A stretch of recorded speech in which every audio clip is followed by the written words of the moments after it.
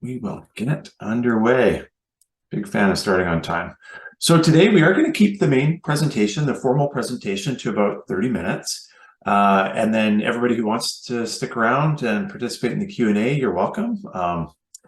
And then next week, early next week, we'll send out a video recording of the event so that you can refer to that, and for the folks that couldn't make it today. So just jumping right in, we won't get into the details of the speaker background, other than I've been at this for full-time as a digital marketer for over 20 years now, and fortunate enough to have founded 2 agencies that working with a great team of about 14 folk across the agencies. We're nationally recognized by Google as being in the top 3% of Google agencies in the country, and yeah, hopefully have some experience to draw from as we go through and share some information.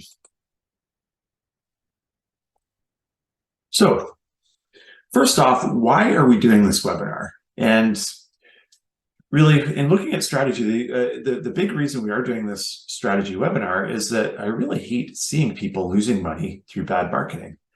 And really, when you look at it, the best marketing is actually based on common sense. And most people have the ability to succeed if they're following a good strategy. And there's many ways to define strategy, but let's simply have a practical look at it. And actually, before I go any further too, I've been remiss and not introduce Taylor, who's on with me today, and she'll help address if there's Q&A that pops up or any chat or questions. And if there are any questions that come along that where we've maybe skipped over something too quickly or anything, please feel free to ask them during the presentation. And then otherwise we'll leave bigger topics sort of for the end. And Taylor, maybe you could just message in the chat to confirm that the audio and everything is working great. So anyhow, I'm sure it's fine. I get a bit paranoid about these things, but let's keep going. So in terms of web marketing strategy, and the question that comes up, where really does it fit? And first off, every business that is doing marketing should be starting with a business goal. So what is the business goal? Beyond the business goal, there's that who are you actually marketing to? Who is the audience? And at that point, we get into the how, which is the strategy. And then after the strategy, that's when the plan comes. And so, you know, how are you going to go about this strategy? And this really applies to whether you're a single person firm or a 1,000-person company. And let me tell you, there's a lot of large companies that actually aren't great at this.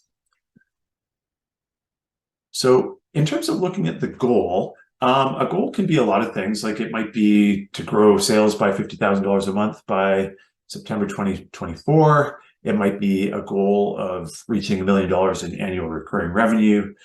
Could be winning a certain number of new clients in a specific industry by a certain date. The really important thing about the goal is that it's SMART. And by SMART, this is what's referred to as being specific, measurable, achievable, relevant, and time-bound.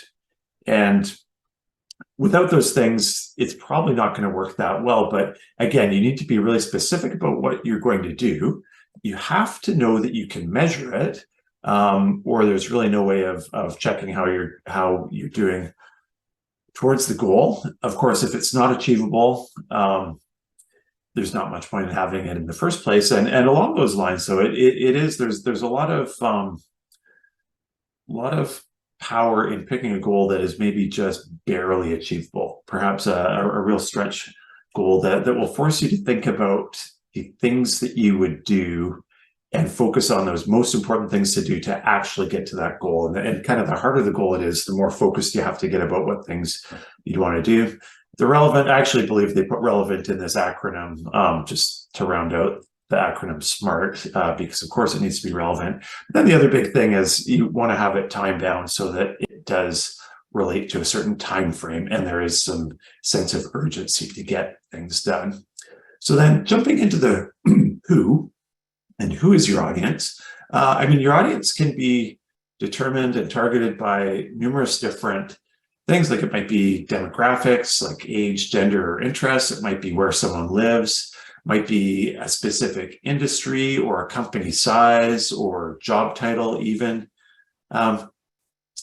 And so there's two parts to identifying your audience. One is that you need to define an audience, or sometimes multiple audiences, that's big enough to reach your goal through your strategy. And then the other one is that if your audience is too huge, you want to narrow it down to get more specific. So if your audience is just way too big, you won't be able to afford really reach all of it, and your message will get lost. You'll basically never achieve audience awareness. And in that example, we've done some dabbling in preparing to market to the legal audience. And in this example, there's hundreds of thousands of lawyers coast to coast across the US and Canada. But in our example, in terms of narrowing it down to an audience that we can afford to reach, you can find audiences like, for instance, there's 5,000 people in marketing roles in law firms of 2 to 10 people on the West Coast. And that's an example where we can actually reach 100% of that audience that's online, at least on the LinkedIn platform, which is where that one came from, rather than having a smattering of ads that appear inconsistently to a larger audience. Again, way more effective to have an appropriately sized audience. And the other example, you do need to make sure your audience is big enough. I remember being in a startup where, as the director of marketing, I was both tasked with the goal of getting 500,000 downloads of a product, a little bit pie in the sky, mind you, but that's okay. And then the management decided that pro photographers would be our biggest audience. So in doing some research, kind of discovered that, in all of North America, there's really only about 40,000 reachable professional photographers. And in that case, it just becomes clear there's no chance of hitting a goal of 500,000 downloads with that audience. So, and then comes the how, the strategy. How are you going to reach this goal? And for a short sales cycle and a need-driven area, this can be super simple, like the example of, say, an emergency plumber for a local type business. And in that case, it might be that they're going to reach homeowners online in their moment of need and then present a persuasive online experience that will successfully get them to inquire about services. If you have a longer sales cycle, significant competition or complex offering, it can be much more challenging. So it might be that you're going to employ a thought leadership strategy to build awareness and credibility within small legal firms on the West Coast of the US and Canada, after which we'll engage through webinars, email, direct contact, and marketing automation to convert them to clients for our legal content writing and SEO service. Again, there's obviously a lot to that, a lot more complicated, and that's more what they typically look like with a slightly larger organization. And then, so what? Like, what is it that you're going to do to accomplish this strategy? And so in that simple plumbing example, it might likely include optimizing the website for CRO, which is conversion rate optimization, and SEO, which of course is search engine optimization. Might be coming up with an ongoing content and search engine optimization plan, and then quite likely conducting Google and Bing search ads. So that might be what their plan is, to do those things, and of course set their benchmarks and measure their progress in that. In that legal content writing example, might include things like joining a relevant association. And actually, it's surprisingly easy to target members of specific associations online with advertising, for instance, and also becoming part of an association. It's a great way, a professional association, great way of helping establish credibility in that industry, and then also doing kind of networking. There's possibilities for speaking and presentations. Might look at things like blogging to write thought leadership posts and get the word out. There might be social posting and promotion to just sort of share this information. Then even like in this example, what I'm doing right now might be webinars. Great example of a strong part of a thought leadership strategy. Email marketing and marketing automation, or marketing automation, possibly both.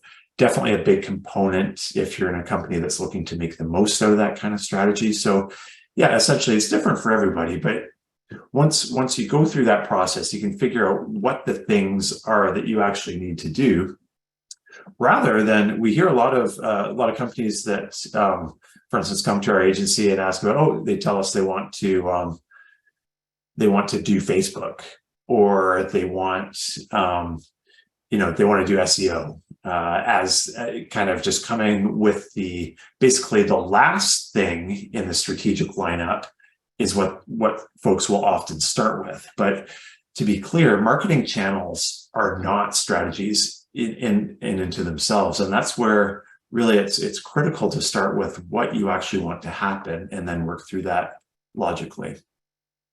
So mentioned in the description, there are 3 strategic approaches that most everything online, or at least most every successful online strategy, falls at a high level into one of these buckets. There's an educational strategy, which usually involves thought leadership and content. You can do an advertising first strategy that focuses on advertising to get your word out and win clients, or sort of an online networking strategy. And we'll talk about those a little bit. And interestingly, I actually find myself debating as to whether the networking strategy could possibly be fit right into the educational one. We'll touch on that a little bit more later.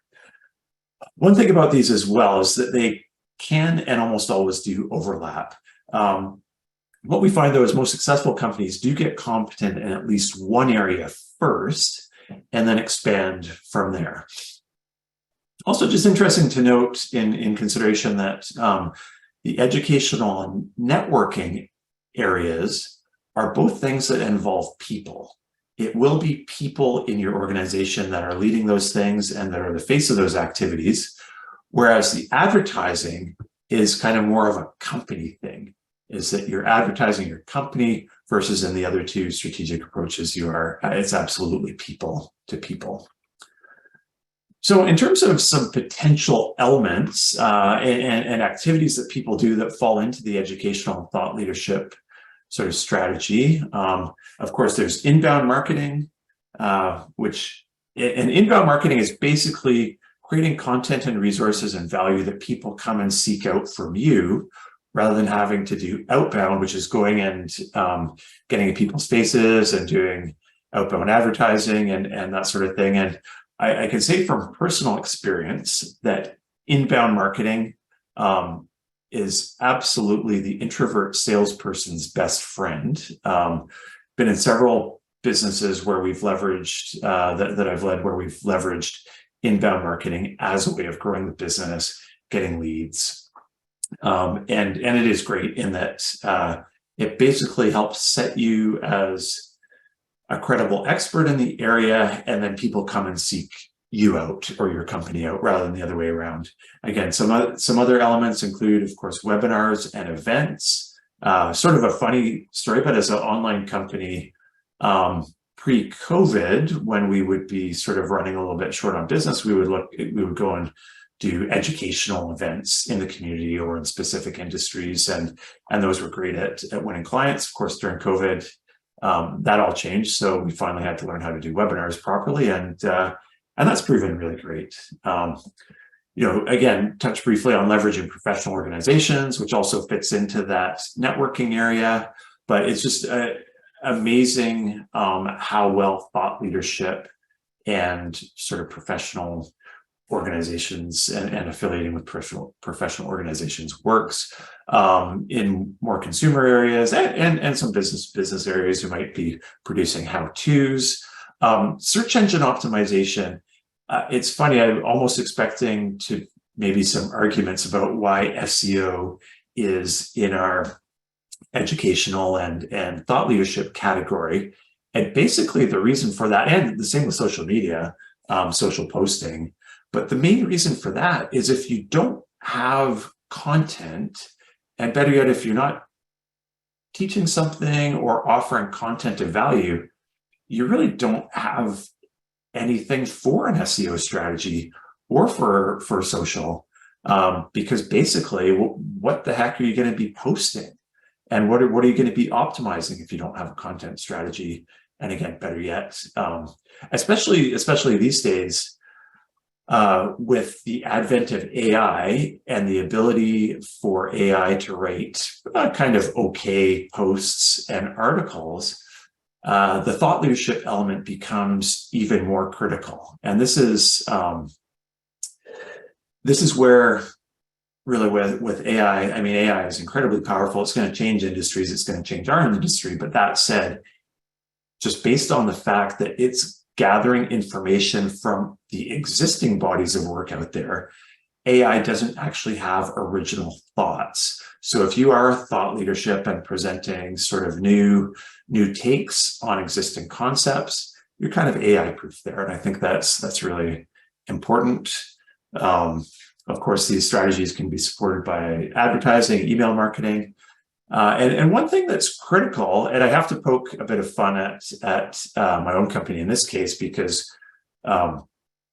we basically do webinars. We're fairly busy, so we're not scrambling for work or anything, but we basically do webinars, and essentially our conversion strategy right now is that folks who are interested in the sort of topics we talk about reach out to us afterwards, and we end up winning clients in that matter. If we were all in on it and relying on it to drive the business, we would absolutely want to have a conversion strategy. And this is the biggest sort of gap that I see, particularly in general content marketing, content strategy, SEO, all these things, is there's information flowing out, but the company sort of disseminating it hasn't really stopped to consider, well, how are we going to turn people into customers who are consuming this content?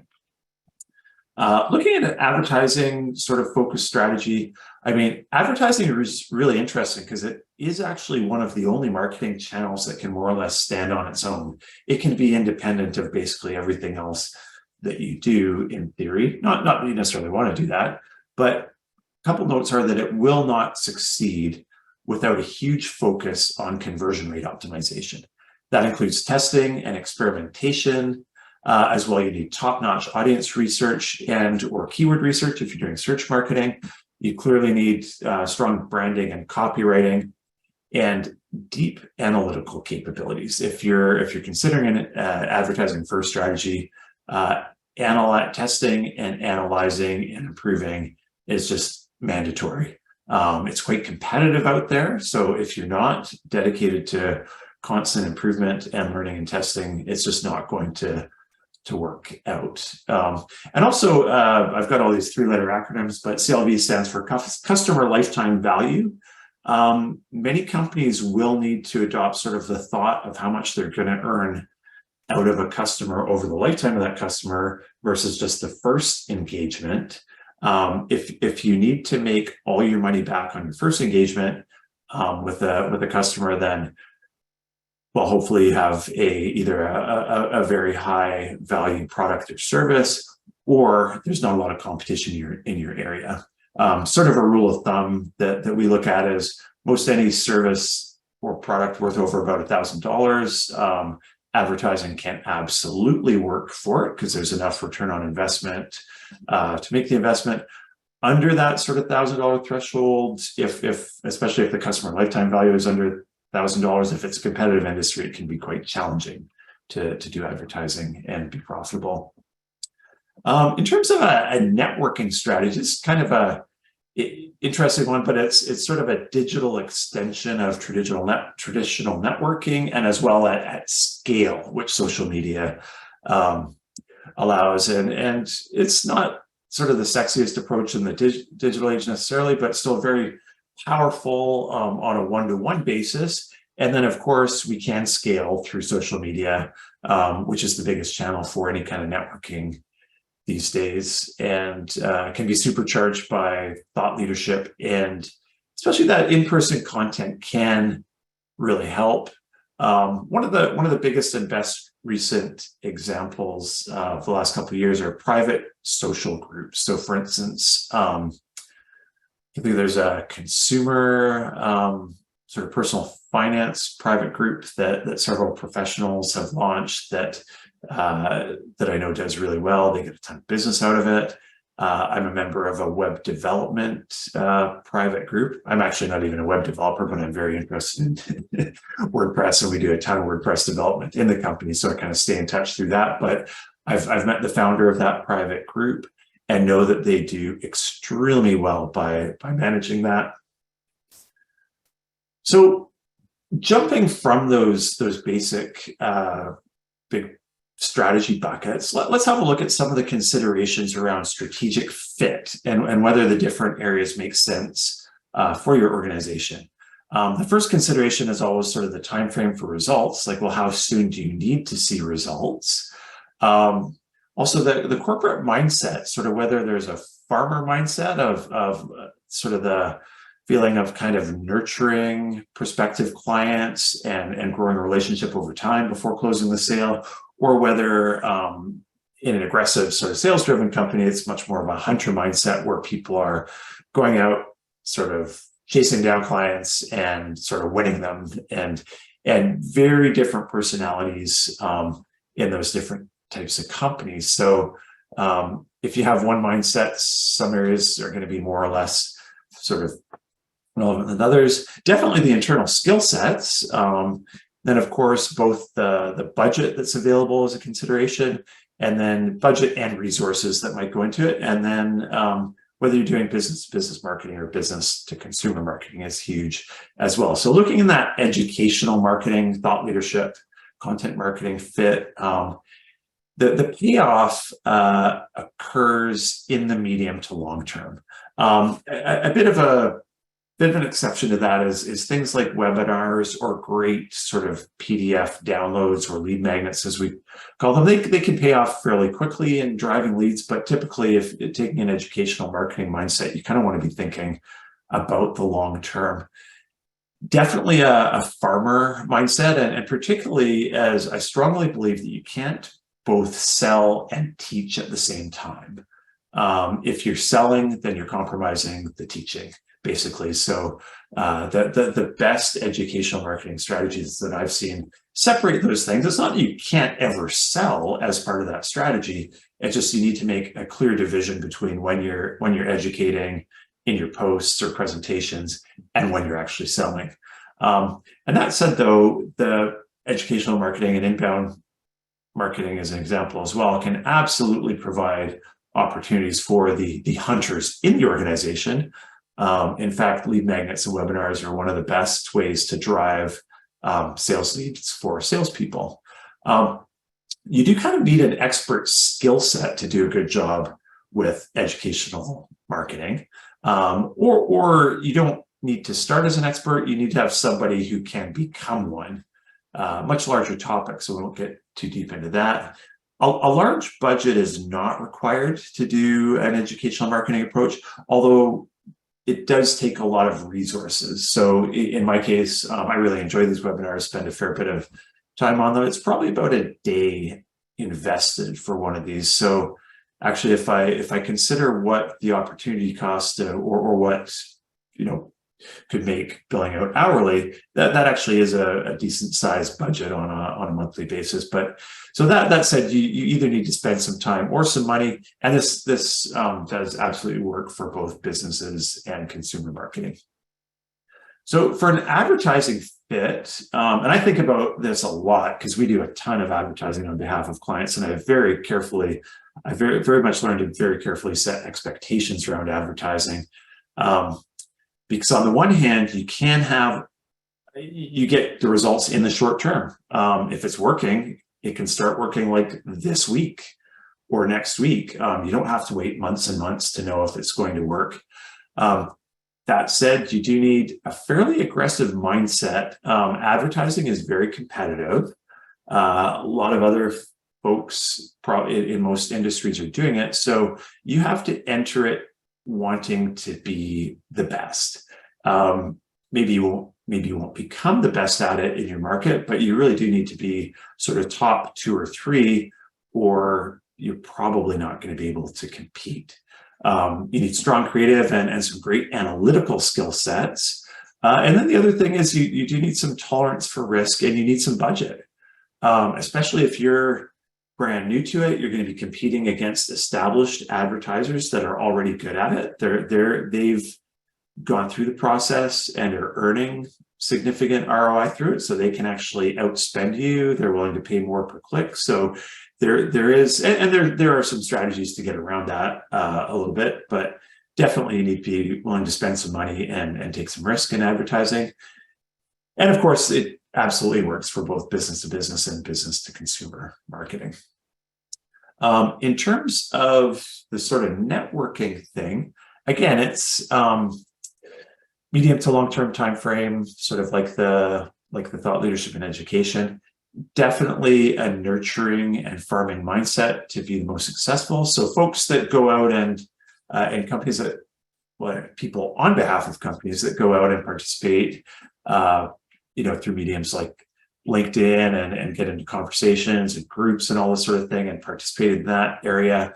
You need to add value, or you'll never get value. And so and you need to be sincere about it. Like, I don't think any company should be getting people going out and participating in groups who don't want to be there. So it's really like becoming part of a community and participating and contributing, and then things find a way back to you. That's also part of why it's medium to long-term time frame. There are no particular skill sets other than being sensitive to others. And no particular budget required, although definitely investment of time.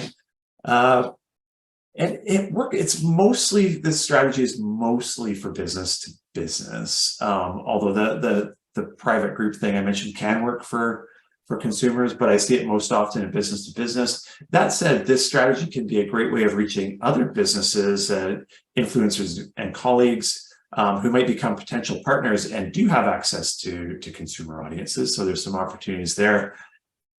And again, if you truly want to scale in this area, injecting an element of thought leadership into the networking and social strategy, definitely almost mandatory. So we're doing pretty good for time. Got to move along quickly at this point, though. So in terms of metrics, so looking at an educational strategy, some of the most important things to measure are engaged views, if people are reading your posts, visits to your website. In the case if you're doing webinars or events, obviously sign up and attendance are the metrics you want to pay attention to.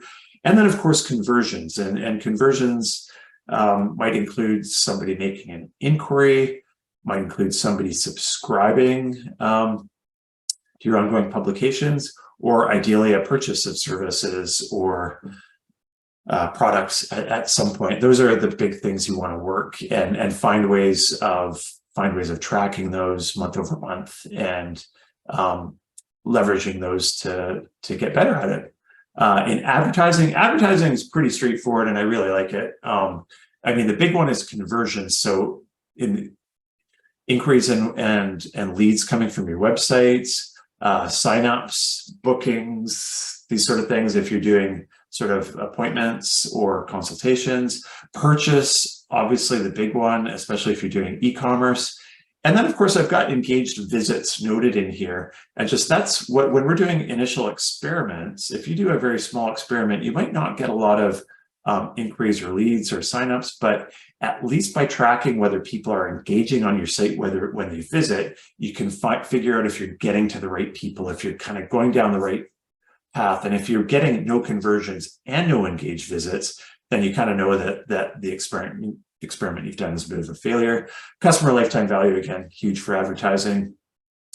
With the networking, again, it's and social posting and engaging, definitely engaging. So is great engagements, people reading your posts, great for branding and awareness. Likes and follows are kind of the most important metrics in that context. And then, of course, you really do want to track, like, well, have we made contacts? Have we developed contacts from these efforts? Have we had signups for your group? If you're doing it personally, sometimes on a one-to-one basis. Are you making contacts to enter into your CRM to follow up with? Are people signing up for your email or your marketing automation? And then, of course, long-term sales, which can really only be tracked through sort of your CRM or your marketing automation, tracking through that.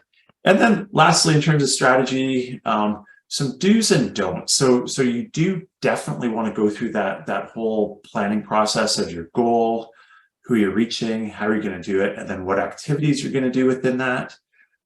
You absolutely want to consider your competition and figure out the areas you can actually win in. I mean, some funny examples of that. We see this in search engine optimization all the time. We get new clients who have been doing a massive search engine optimization effort, and we look in and discover that, well, actually, their competition is so much stronger. They're despite the fact they're investing a ton in it, they're never going to win in that area. So that's an example where you kind of have to pivot and do something else. Also, if you're looking at a thought leadership strategy, pick a topic for your thought leadership that doesn't have an incumbent. If there's somebody already well established as the expert in your market, find a variation so you're not going head to head. The other thing you want to do is conduct small tests in all areas. You want to test your efforts with modest but meaningful sort of trials or tests, and just get a sense of something's working before pouring too many resources into it. And then on the don't side, one of the big don't side that goes with the test is don't get discouraged when things don't work as planned. Not everything is going to work out. It's absolutely a learning process that every company goes through. So again, it's considering the learning and not thinking in the context of planning and failing. Definitely don't engage in tactics without a clear understanding of how they map to your strategy. So again, had a recent conversation with a law firm that we're looking at doing. They came to us to do paid advertising, and they were ready to jump right into it. And we looked at their website, and it's like, well, their website wasn't ready for paid traffic. There was no chance that people were going to convert from visitors into clients on the basis of their website. So definitely engaging, understanding the whole end-to-end process is huge in that manner as well. And even with the tactics as well, I see so many people doing content marketing allegedly to boost their search engine optimization, but gotta say that simply writing a post twice a month and posting it to a blog is not going to do anything for search engine optimization or your engagement with customers. There needs to be a whole strategy around that, so that whole end-to-end really needs to be considered.